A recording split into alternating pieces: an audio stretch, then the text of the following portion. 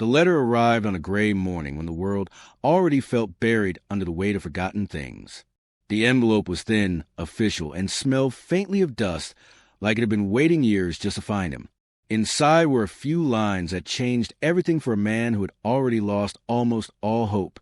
A veteran with worn hands and heavier memories was being told that he had inherited a house no one remembered anymore, a place said to be buried for 70 years beneath the mountains.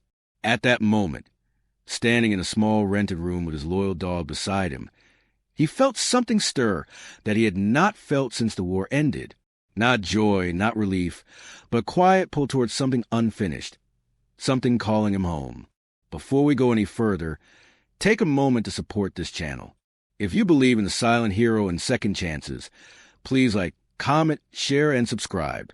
Your support keeps these stories alive and reaching hearts that need them. His name was Daniel Harper, born and raised in the United States, a Christian man shaped by faith, service, and loss. The war had taken years from him. Pieces of his soul he never fully found again. When he came back, the world moved on without waiting. Jobs slipped away, relationships faded, and eventually even stability vanished. The only constant in his life was his dog, a mixed-breed rescue he named Buddy, who followed him through shelters, cheap motels, and long, silent drives. When Daniel read the letter again, he remembered his grandfather, Elijah Harper, a man of strong faith who once owned land deep in the mountains. Elijah disappeared from family stories after tragedy no one liked to talk about, and the land was assumed lost forever. Now, somehow it was Daniel's. The drive into the mountains felt like traveling backward in time. Roads narrowed, cell signals died, and trees closed in like quiet witnesses. Buddy sat alert in the passenger seat, ears twitching, sensing the shift in Daniel's mood. The directions led them off the main road, then off the gravel, until even tire tracks vanished. Finally, they reached a stretch of land marked only by an old wooden post half-rotted and leaning. There was no visible house, no roof, no walls, just earth, stone, and silence. Daniel stepped out of the truck, boots sinking slightly into soft ground, and laughed bitterly. Whatever was buried here, it looked worthless, forgotten by everyone except the past. He set up a small camp nearby, determined at least to see what his grandfather had left behind. Days passed as he cleared brush and dug shallow trenches, finding only rocks, rusted tools, and scraps of wood. At night, the cold mountain air wrapped around him as memories surfaced. Memories of combat, of brothers lost, of promises made to come home and build a better life. Buddy stayed close, sleeping by the fire, occasionally lifting his head to sniff the air as if listening to something Daniel could not hear. On the fourth day, as Daniel was ready to give up and head back with nothing but sore muscles and disappointment, Buddy suddenly ran toward a rocky slope behind the clearing. The dog began pawing at a spot where the ground looked slightly different, less compact, almost like it had been disturbed long ago. Daniel followed, more out of habit than hope. As Buddy dug, stones rolled away, revealing the edge of a wooden beam, dark but solid. Daniel's heart pounded as he grabbed a shovel and worked beside him. Hours later, sweat-soaked and shaking, Daniel uncovered what looked like the top of a buried structure. It was real, a house, swallowed by time, hidden deliberately, not destroyed by nature but protected by it. As the entrance emerged, Daniel realized this was no ordinary home. The wood was reinforced, the angles precise, and symbols carved into beams hinted at careful planning. With effort, he forced open a sealed door, releasing air that smelled old but dry, preserved.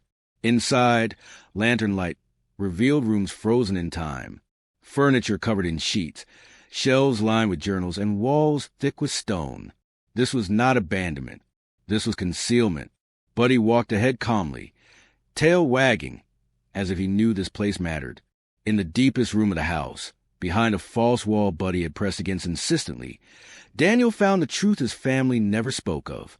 Hidden compartments held documents, gold certificates, and sealed cases marked with dates from decades ago. His grandfather had not been a simple mountain landowner. Elijah Harper had been part of a group that secured assets during a financial collapse long forgotten by history, protecting wealth meant to rebuild communities when the time was right. The value of what lay hidden there was staggering, later estimated at nearly $200 million. But what shook Daniel more than the money were the journals. Elijah wrote of faith, of fearing greed, of hiding the house to protect not just wealth but responsibility. He wrote of waiting for the right heir, someone broken enough to understand humility, someone who knew loss, someone who would not see money as power but as a tool for healing. Daniel fell to his knees on the cold floor, overwhelmed. All his life he believed he was forgotten, disposable, another veteran the world stepped over. Yet here, his grandfather had trusted him before he was even born. News traveled fast once authorities were contacted and the discovery verified. Media called it a miracle, a legend uncovered, a buried fortune. But Daniel refused interviews. He refused luxury. He used the money carefully, establishing veteran housing programs, funding mental health care, rebuilding small towns hollowed out by neglect. He restored the mountain land, not as a private estate, but as a retreat for wounded souls seeking peace. Through it all, Buddy stayed by his side, the same loyal dog which scratched at the dirt when no one else believed there was anything worth finding. As the seasons changed, Daniel returned often to Barrett House, keeping part preserved as it was, a reminder of faith across generations. He placed a small wooden cross near the entrance, honoring his grandfather and the quiet plan that waited 70 years to unfold. The man who once slept in his truck now stood as a guardian of second chances, not because of wealth, but because of purpose. He learned that sometimes the greatest treasures are hidden not from the world, but for the right moment and the right heart. Just before the story ends, take a moment to comment below. Share what the story made you feel or who it reminded you of. Your words matter more than you know. On a final evening in the mountains, Daniel sat outside the hidden house watching the sun dip behind the peaks, Buddy resting at his feet. The wind carried the sound of distant trees, and something else, a sense of peace long overdue. The war had taken much from him, but it did not take his future. A buried house, a loyal dog, and a grandfather's faith had given him back something greater than money. They gave him meaning.